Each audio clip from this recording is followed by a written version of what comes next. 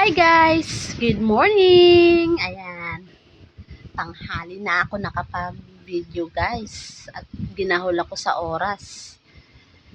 Ang menu namin pala ngayon, may ulam kami. Menu namin ngayon, chop suey na maraming atay. Bawi na lang sa atay. Ayun, mas mura pa ang atay kaysa gulay. 25 per order lang yun guys. Yan. May fishball at kikiam pa rin. Fries. At syempre ang ating chocolate. Palamig. Sobrang init pa rin ng panahon. At yung partner ko doon ay naglabadami pa.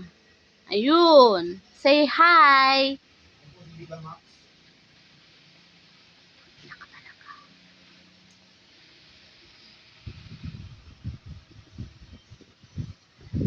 Pagmasdan ang iyong paligid.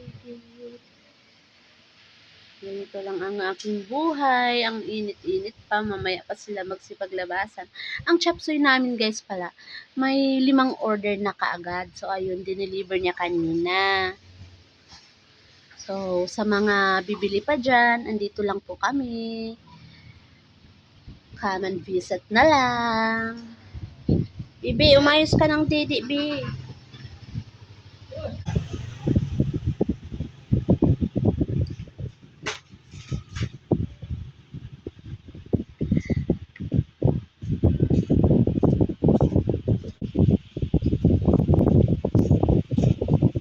Negosyo time. Araw-araw magsipag para ang hirap kasi ng buhay guys. Hindi pwedeng magpirmi ka lang sa isang sulok. Kailangan mag-isip ka ng isang pang para may raos ang isang araw, pang araw-araw nyo.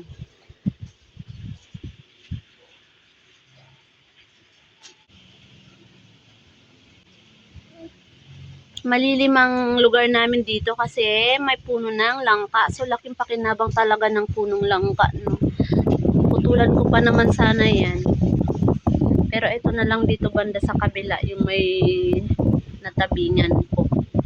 Putulan ko yan, lagyan ko ng yan. Hello! Bili na kayo! Fries, palamig, kikiam, fishball. May lutong ulam kami, chop suey. Paisa-isang ulam lang muna guys kasi hindi ko maharap. May baby pa ako. Makulit to makulit to. Oh? Ang miming namin to Yan, habang nagbebenta, karga-karga ng baby.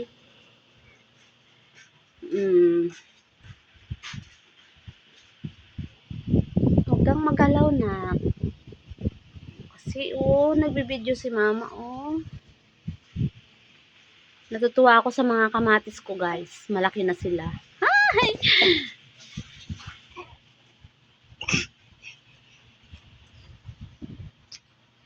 So, dahil tanghali, ayan, sobrang katirik-tirikan talaga ng araw.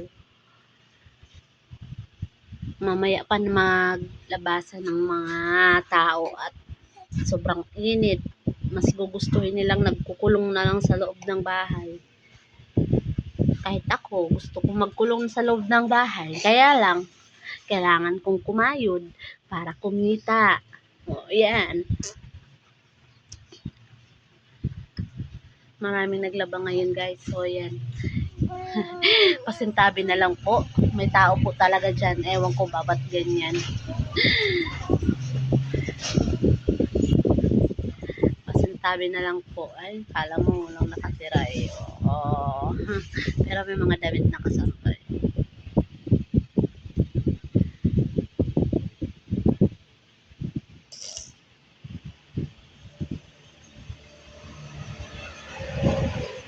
So, hanggang doon na lang muna tayo guys. Thank you for watching. Bye!